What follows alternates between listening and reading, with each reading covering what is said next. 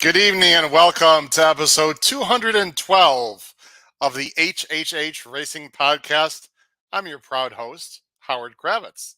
Thanks for joining me this evening as we're going to be discussing Oaklawn Park for their fantastic late pick 5 they have this Saturday. It is opening weekend at Oaklawn, a fantastic track, a great betting venue. We'll be discussing their late pick 5 occurring this Saturday, and the PPs have already been out for a few days as well. So if you have not downloaded the PPs already, here as we're speaking live on Wednesday night, you might want to go ahead and do that here in the next few minutes before we discuss the great sequence. Please make sure you subscribe on the bottom right hand side of the screen. We are approaching some milestones here on the HHH Racing Podcast, which I'm very proud of. First of all, we have over 1,700 subscribers on the YouTube channel. That means we're approaching 2,000, but I need your help. Please help spread the word of the HHH Racing Podcast. If you listen, but you have not subscribed, just hit that button on the bottom right-hand corner. That will tell other viewers of YouTube to check out our show and encourages people to watch. So we greatly appreciate that. Hit that notification bell. That'll tell you when new content will arrive here on the show, and also smash that like button for the same reason. We want to spread the word of the HHH Racing Podcast, but we need your help in order to do that. Also, you can follow me on Twitter there at HKravitz on the bottom of the screen. And of course, also on the scroll, you can reach me through email, hkravitzhorse@gmail.com. I've got a few cool announcements and things that many of you do not know about, which I'm very excited to tell you. First of all, one thing you already know is you can listen to us on Spotify, Apple Podcasts, and Anchor. Our listens have gone up dramatically as well. So if you can't check us out on YouTube, plenty other avenues you can check us out there through your listening podcast and whatever venue you'd like to check that out on. Now, two new pieces of information for most of you, unless you're on my email list. If you're on my email list, of which we've over 200 people, you already know about this. And if you listen to the show right now, or you're going to be watching the show, whatever, and you're not on our email list, please email me. You can see on the bottom of the screen, hkravitzhorse@gmail.com. It's about to pop up on the bottom of the screen. Here it comes, my email right after that scroll there coming up. There it is, hkravitzhorse@gmail.com. Email me and say you want to be on our list, and I'll put you on our list. I do not send out annoying emails like every day or a few days. Really, at the most, it's once a week, but it's important information about the podcast that the general public might not know about. And there's two things that people on the email list already know about. The first thing that you don't know, of course, we have our power picks, which are fantastic. ROI close to $2.50. But here's the new part. You can see on the bottom of the screen there in all caps. We are now offering an annual subscription. The power picks in the past have been a monthly subscription, and you can still subscribe monthly.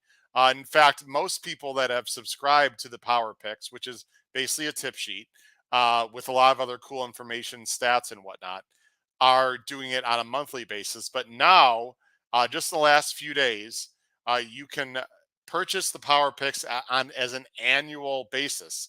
And here's the big catch here. If you look below, you get 2 free months. That's right, 2 full free months of the power picks if you decide to choose our annual subscription. Pay attention to later in the show. I will give you details on how you can do that.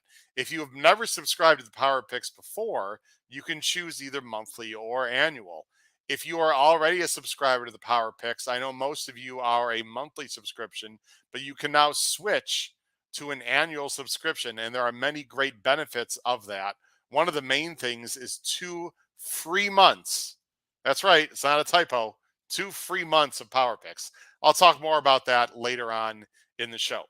The other exciting announcement I want to make is we are in the process of creating a new show here on the HHH Racing Podcast starting in 2023. It will most likely be on Wednesday nights.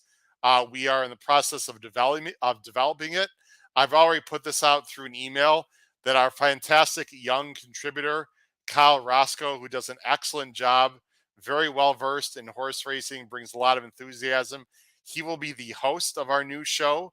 Again, many more details to follow, but we're very excited to work that out for you in 2023. It's going to start right at the beginning of January, most likely, and it will most likely be Wednesday nights. What will the format be? What will be discussed? We'll be telling you about that in the coming weeks. Okay, and also we have a fantastic podcast. If you don't, excuse me, well, we have a good podcast, but we have a good website. Hopefully, you believe that as well. hhhracingpodcast.com. All right.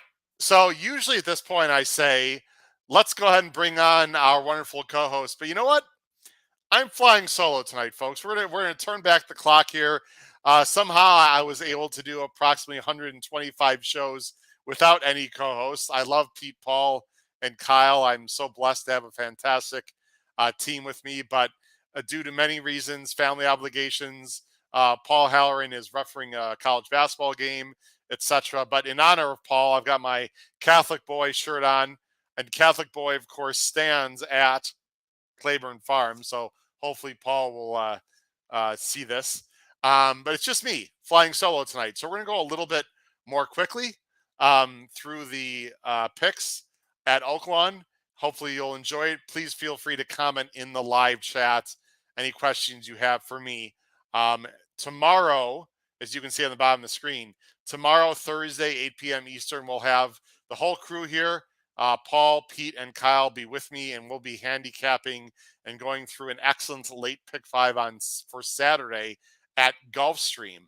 As you know, Gulfstream has now started to have turf racing. They've upped their quality as well, and we're very excited to go back to Gulfstream, which we have not handicapped in a while in the show. That is tomorrow, Thursday, 8 p.m. Eastern, with all of my co-hosts and contributors. So please check that out. All right, let's get into Oaklawn right now. I'm going to turn that off and let's go ahead and go to the PP. Actually, we'll, of course, go to the Equibase. There we go. The Equibase entries. Let me go ahead and go full screen. So the late pick five, and I'll show my picks here in just a second. Let's get my picks up.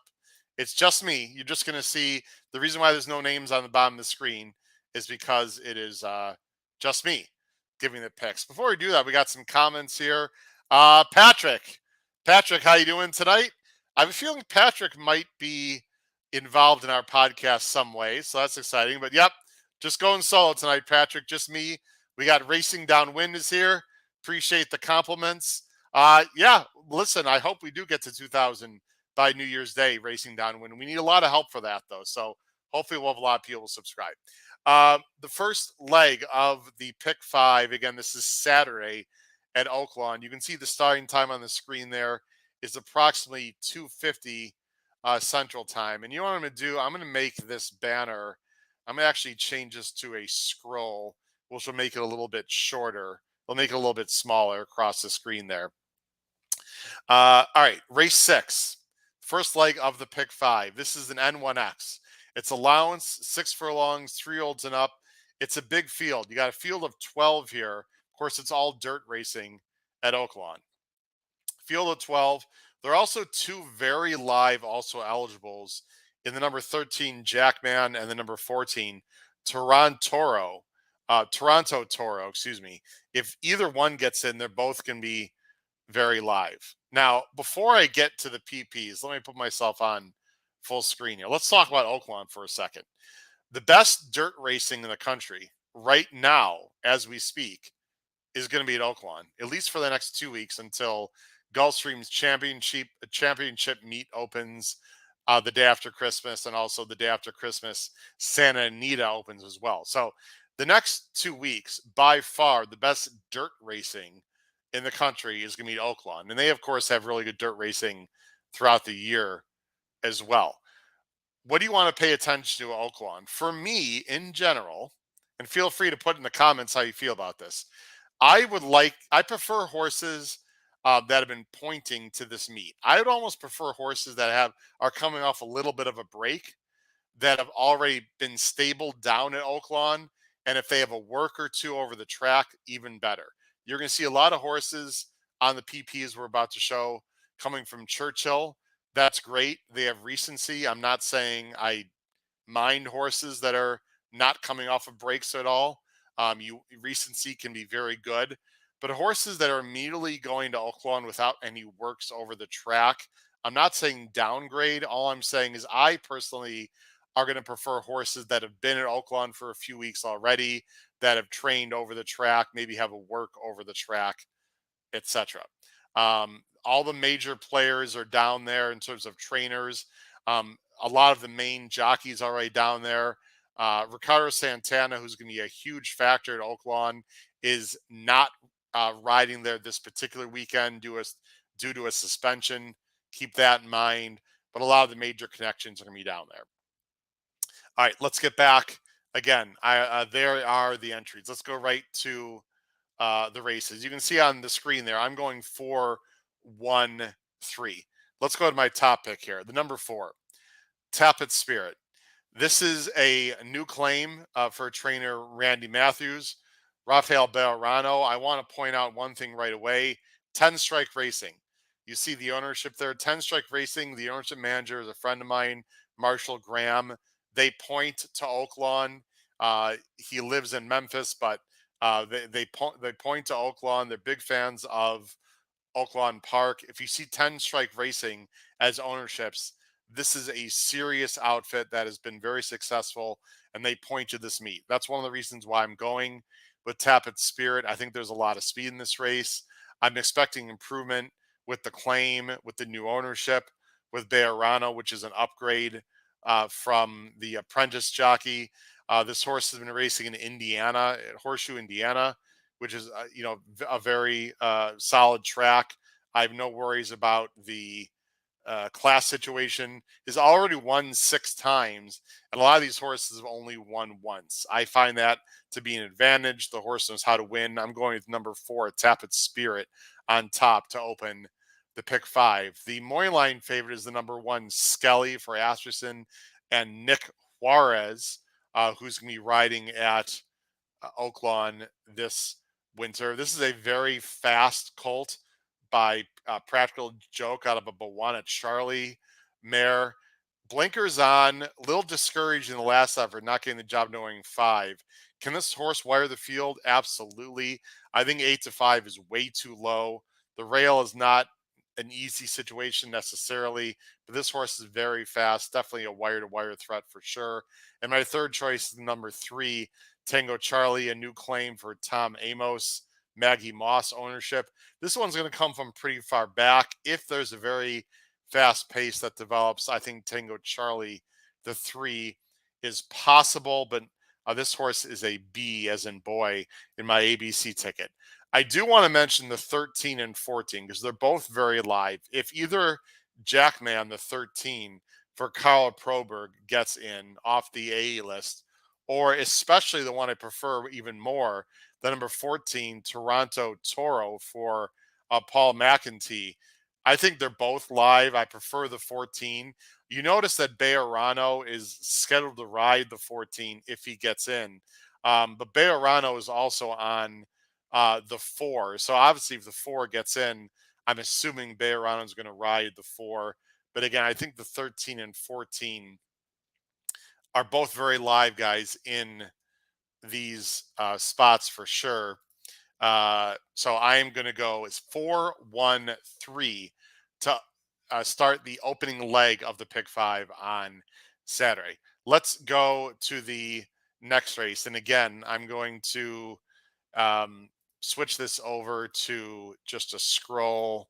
Give me a chance to do that. There we go. So it's a little bit smaller. Let's go to race 7. This is the second leg of the pick 5. There are 2 listed stakes on Saturday.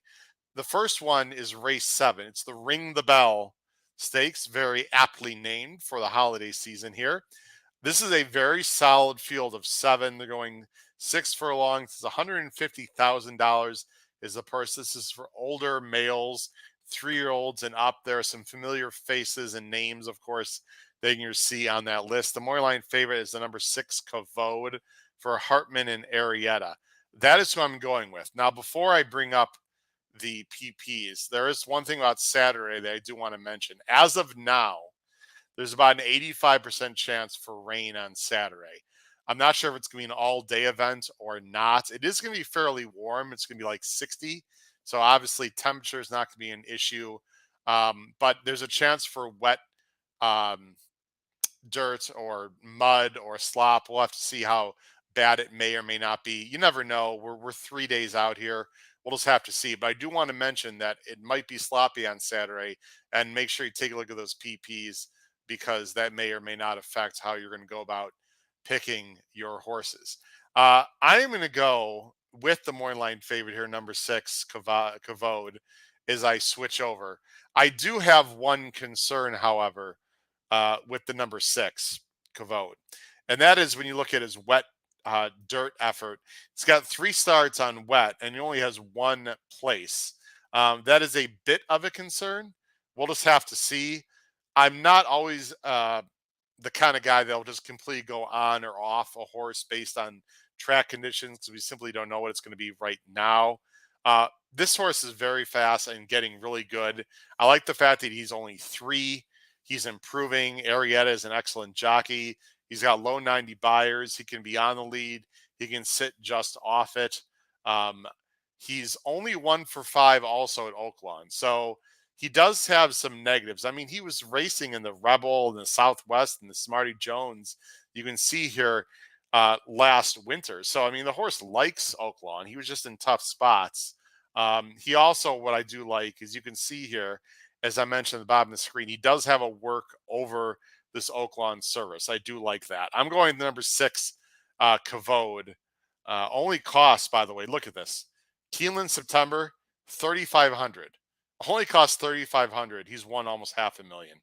Absolutely unbelievable. Good horses can be bought from anywhere and can win from anywhere. My second choice is going to be the number 1, Flash of Mischief, 4-year-old for Broberg. Has got some big figs, might prefer longer, but ran huge in a stake race at Remington 2-back with a 104 buyer. I was actually watching the races that day and betting. Just came from the outside and closed. That was the best race he's run by far. Definitely regressed at his next start from the 11 hole against CZ Rocket, Elite Power, Jackie's Warrior in the Breeders' Cup Sprint. So obviously this is a huge step down in class. I think Flash of Mischief is definitely alive here. And then Long Range Toddy. You know, I've bet this horse many times before. Sometimes I've faded Long Range Toddy.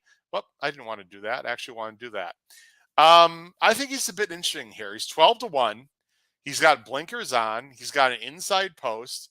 He's run many times at Oaklawn before. This is not a killer field. I think Long Range Toddy has a chance to fire here. This would be my long shot play of this race, the number 2 Long Range Toddy, 12 to 1 morning line. But I'm going to go with the number 6 Kavod in this listed stake. Let's go on to race 8, the third leg of the pick 5 here on Saturday. Now, before I talk about race 8, let me take these off the screen just a minute. Let me show you a little more in detail very quickly, if I may, about the power pick situation. Again, what you get if you choose to go to an annual subscription. I really think this is a great opportunity. Now, what you see on the screen is for people that have already subscribed to the power pick. So if you look on the screen right now, and again, if you are listening on Apple's podcasts, Spotify, etc., I'll give you the gist of what's on the screen, or you can just go to YouTube and watch the show. But if you have a monthly subscription, you can now switch to an annual membership. You can do that anytime here in the month of December. Highly recommend you do that. And what that will do for you, it's a one-time fee only. Instead of paying monthly, it's a one-time fee. Number 1. Why do you want to do this? First of all, I'm giving 2 free months. That's right, 2 free months of picks if you decide to subscribe annually. That's about a 15% discount. You get about 30 bucks off, just like that. Also, as you can see on the bottom of the screen, if you're watching, we'll be sending out some extra handicapping videos for the sequences on our power picks only for people that are subscribing to our annual membership. So that's another benefit. Uh, the third benefit is for us, it gives us some revenue up front. We can then provide you better guests, better technology, etc. And also, if you're using a certain credit card, you don't have to worry about if the when the credit card expires, you don't have to worry about an issue with Patreon having to change to a different credit card, etc., that you may be using for the power picks. Anyway, there's great benefits. The big one, of course, is that you get a 15% discount, 2 months free, 30 bucks off, and you also get some videos that the public will not get. Anyone that has a monthly subscription will not get these great preview videos that are not going to be on my YouTube channel either, only for people that are subscribing annually. So please go ahead and check out all of that information. Again, look below the video player, www.patreon.com/HHH Racing Podcast. Look below the video player for the web address. All right, let's get to race 8. This is the third leg of the pick 5. This is a main special weight. They're going 2 turns, $90,000. The purses are unbelievable at Oaklawn. This is restricted for 2-year-olds. Of course, it's 2 turns. You can see the big field of 12, 2 also eligibles in the race. The money line favorite here is the number 8, Rungius for Steve Asmussen and Castillo in the saddle. I'm going to go ahead and switch over to race 8 here, and I'm also going to go ahead and put my picks up on the screen. Let me go ahead and go to the ticker again. Again, I apologize for that. There you go. I'm going 2, 12, 8, and there's a replay that we absolutely need to show here in this race. I'm going to go with the 2. Boogie Joe. Boogie Joe is a horse that is trained by Steve Hobby, sired by Golden Sense out of a successful appeal mare, Appealing Cat, Cabrera in the saddle. Last race was solid. It was at Remington Park. It was from the rail. Got a 64 buyer. That does not nearly tell the whole story. Take a look at this horse. Of course, Boogie Joe here is the 1 horse, and there's a few things I want to show. First of all, breaking from the rail, first time out, and also going 2 turns, no guarantee. So check out the 1. Broke just fine. A little bit of a stutter step there. Okay, no big deal. What you're going to notice is a few times you see he's in tight and he is pulling. Look at the rein right there. This horse is pulling. He wants to go. And several times, we're not going to watch the whole race. You can see he's still pulling, a little bit unsettled, taking a lot of dirt in behind horses. This is a great education. Look at he's pulling here, pulling. The jock is going to actually, I want to show, he gets shuffled back just before this. I'll just show this. If you watch really carefully, you see he's sort of going backwards a little bit. He's getting shuffled back, and the jock is shaking the reins, if you look carefully, so he can hold that inside position. So he lost a little bit of ground there, and he's got to be asked. And now he's asked, and now look, now he's got to take a hold again. There's a lot of stops and starts with this 1. Look again. Now he gets shuffled back again. Now he's got to be asked again. There are just a lot of things going on here. You see he's like, he's asking pretty aggressively, and you think he might be in trouble, but he gets back into the bit. Now he's finally in a comfortable spot, and he comes up the rail, but it's a little bit tight. You see he had to wait. He comes up through the inside. The 7 gets the jump. He's got about 2.5 lengths, but once the horse levels out and sort of finds his footing, I really like the visual. It was a very slow early half here. He closed very well. You can see him closing now up the inside, and watch the gallop out. This just misses. The gallop out was tremendous on this 1. I know every gallop out's not the same. Look at this. I mean, he's already off the screen. Did you see that? Let's go back. Here he is, just barely losing. Look on the bottom right side of the corner.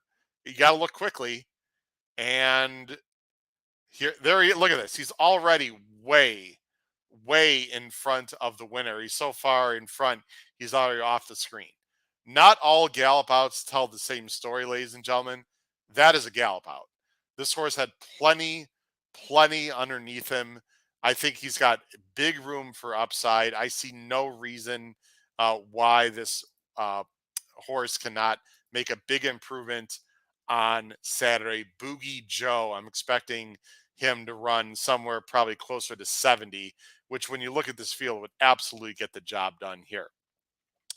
My second choice is going to be the 12 Parkway for Bill Mott. Now, the cool thing about this race is Bill Mott's got the 12. Take a look at right next door is Riley Mott, his son. So that's pretty cool. It's the first time that father and son have raced against each other, and they happen to be right next to each other, which is pretty cool. And by the way, the number 11 DeLuca, I'm assuming named after Paul DeLuca, the Fox analyst and former baseball player, is not without a chance, by the way, bred well by Mastery. But Parkway 9-2. I don't love the outside post here. He's getting better. He's well bred. He's working well. He's got first Lasix. Garcia's going to send this horse, I would think. I think Parkway's got a big shot as long as he's not very wide. And then my third choice would be the favorite, number 8, Rungius. He's got a lot of early speed. That is a big benefit. Maybe this horse is just going to wire the field. Maybe I have this horse too low. He can absolutely win. I just don't like the fact that he's already raced 4 times and he has not gotten the job done. And last time, it was a fast pace, I will say that. But other than the fast pace, no real excuses. He's got blinkers on. Rungius will probably the 8, or Rungius will probably be the favorite. I'm a bit against him, but I am using him as an A. Again, I'm using the 8 as an A. I'm just going to try to beat him with the 2 or 12. There are a lot of other horses in this race you can look at. A horse like number 7, Rocking Rocket, was horrible first time out, but this is D. Wayne who's going second out. This horse can greatly improve. One of the angles that everyone, I'm assuming, knows is the biggest jump you can make is from first to second, a start. These horses can easily jump up 15, 20, 25, 30 points. So I'm going a little bit chalky, but would I be surprised some of these other horses take big steps forward that look way too slow on paper? Absolutely not. They are definitely live. I'm going 212 8. Let's go to the next race here as I'm go ahead and take that off and go ahead and make some adjustments here. I'll save that. Now we've got a scroll and I'll go full screen and we'll go to race 9, which is the other listed stake on the day. Looks like we have a comment here. Let me take a look at the comment. Richard, thanks for joining the show. Richard wants to know, is an outside post 2 turns at Oaklawn a disadvantage? Richard, thanks for the question. A great question. Yes and no. That particular race that we just talked about is a mile and the 16th. There is a little more of a run up, Richard, into the first turn. So if they're going a mile and the 16th, I wouldn't say it's fantastic. I wouldn't say it's horrendous. Now, I don't have stats. You can look up stats from last year on horses breaking from the outside. I'm sure the stats are not very good.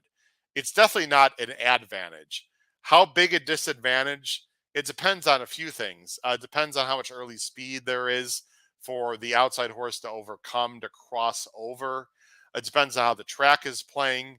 If they're going 1 mile on the dirt, that's worse. 1 mile in the dirt, I think it's a first run finish, but I believe the starting point's a little further back. I'll have to look into that. The long-winded answer to your question, which I've given, is it's not an advantage. I wouldn't say it's necessarily a huge disadvantage. If you like the horse enough, I would still play the outside posts. Let's go ahead back to the PPs. Appreciate your question there. Actually, sorry, I wanted to go to the entries. This is the Mistletoe Stakes, aptly named, of course. This is for fillies and mares going 1 mile. They're going 1 mile. Of course, that is 2 turns. I believe it's a first line finish at Oaklawn.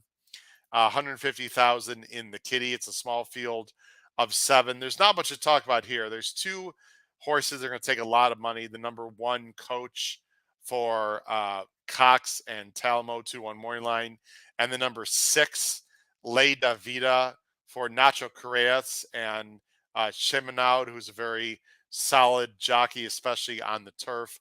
I'm not screwing around here, guys. I'm not getting creative. I don't think you need to go creative here in this race. A lot of people are going to single the 6 um, in their pick fives. I will be using the 6 very heavily.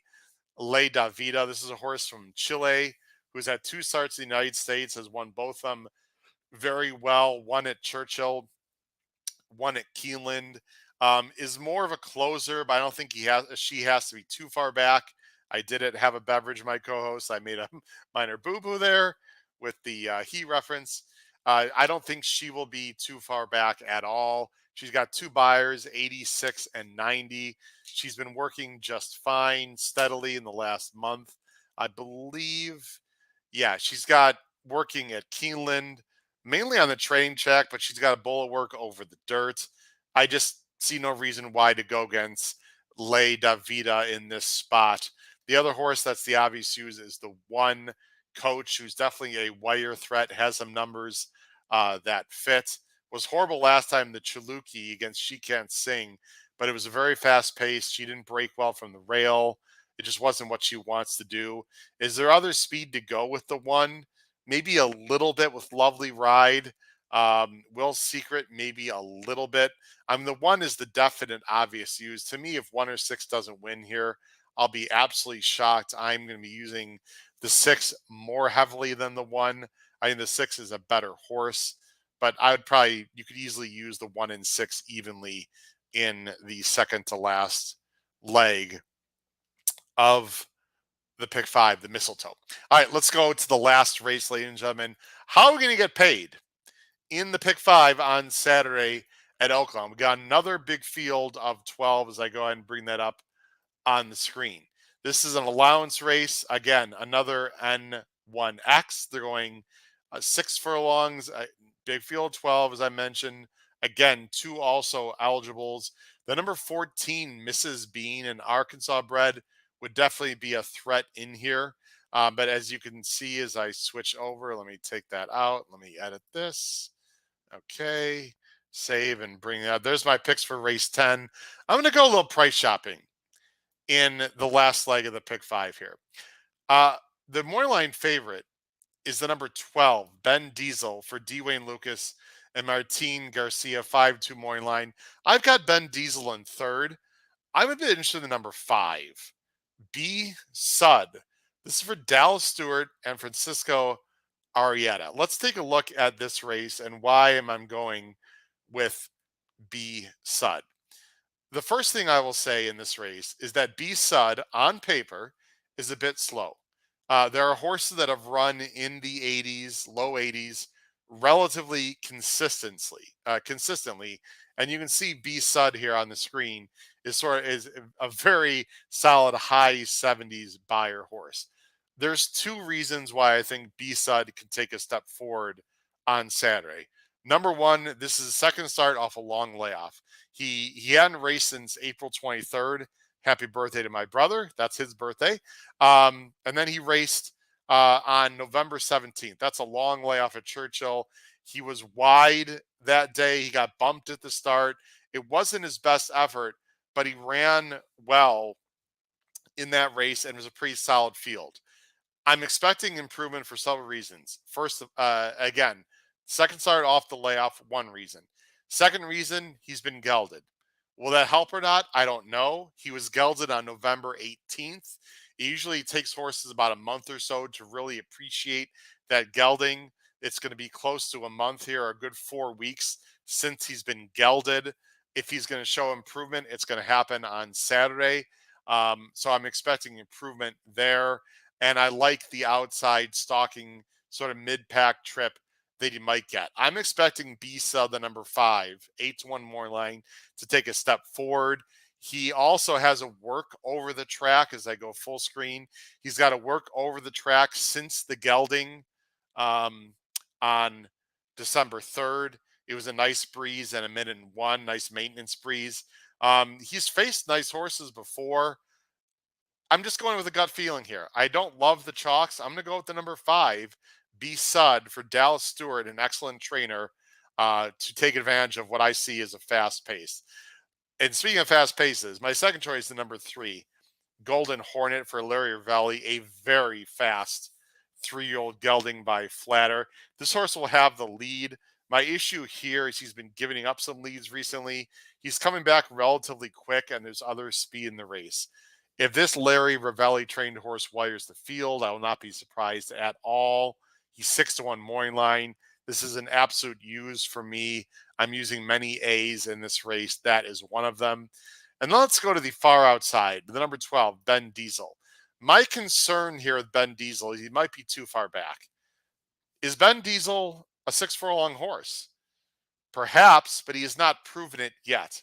Now, the turnback might be absolutely perfect for him. This trip might work out great. He's got tactical speed going 7 furlongs to a mile. Is it possible he's just going to stalk and pounce and blow away everyone in the stretch? Sure, very possible. I'm using Ben Diesel as an A. This is one of my top choices, but he's going to be very well bet. He's got a far outside post going 6 furlongs. I'm not sure if he's a 6 furlong horse. We'll see. I love turnbacks in general. I'm not so sure with this horse. I'm sort of wondering if he's getting better, at sort of that 7 furlong mile distance. Why don't they keep him 2 turns? I mean, he was in the Southwest, he was in the Rebel, he was in the Arkansas Derby, he was on the Triple Crown Trail in the winter last year at Oaklawn. Maybe just think he's a better sprinter now. He's bred to go long. I don't know. There's some mixed signals here with Ben Diesel to me. He's one of the best horses in this race. He can definitely win. Will he appreciate the 6 furlongs? I don't know. That's a big question. I'm going to go 5, 3, 12. A little bit of a price, number 5, B Sud.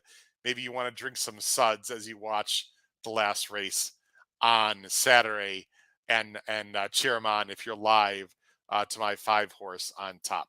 Let me show you the pick 5 that I'm going to play here in just a minute. Dean, thanks for joining the show. Likes the 10 a little bit here on the last leg. That's Ultimate. I looked at Ultimate a little bit, Dean. Here's Ultimate. I looked at Ultimate. This is a veteran. He's raced 20 times. My concern, Dean, here is the upside. I'm not sure this horse has upside. He's not really improving. He's run in the mid-80s several times. Dean, that is not a bad choice. Ultimate absolutely has a shot. I think I'm using him. I'm using Ultimate very defensively. You'll see on the power picks, Dean, because I believe Dean is a new... Dean, let me confirm this to everyone. And if I'm wrong, I apologize. But I think Dean might be one of our new yearly subscribers. I know Dean is a subscriber to the Power Pick. So Dean, we appreciate your patronage there. I'm not sure if you were one of the new people that decided to switch to annual, but if you're not, you should, Dean. So check that out. Racing Now to Win. Yes.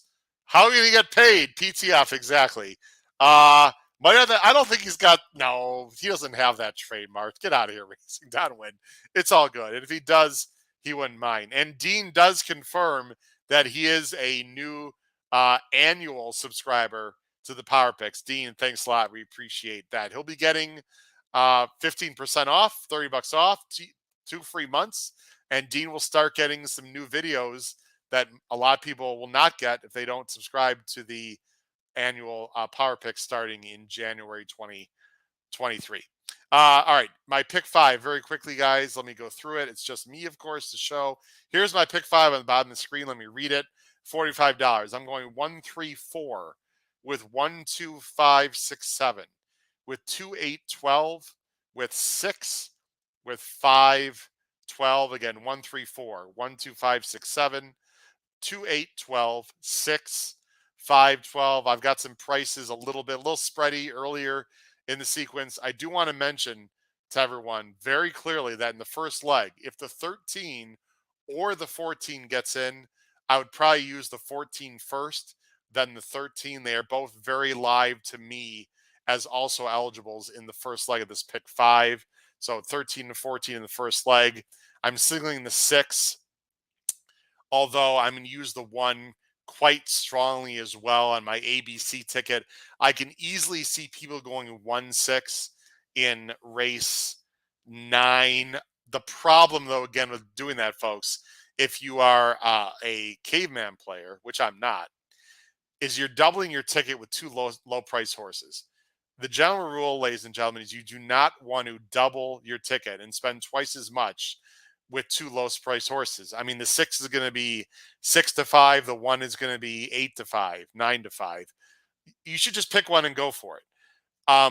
Because I'm an ABC player, which is what I recommend, and I weigh my options, the 6 is an A, the 1 is a B for me. So I like the 6 a little more than the 1, but if the 1 wins, my ABC ticket, of course, should be alive.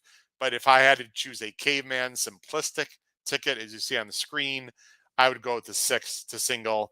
And then I have B Sud, the 5, and then Ben Diesel, the 12, in the pick 5 there. Let's see. I'm just looking at the comments there. I think that is pretty much going to do it.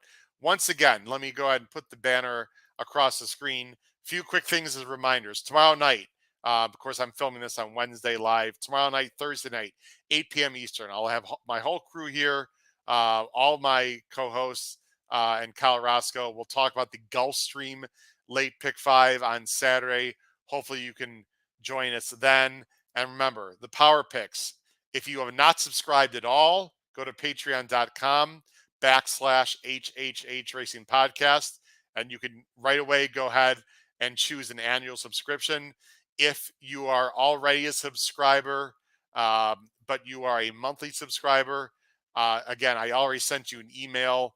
Go ahead and switch over to annual for some great benefits and a big discount. And then finally, coming in January, in just a few weeks, a new show in the works. It should start at the beginning of January with Kyle Roscoe hosting, and that'll be most likely on Wednesday nights.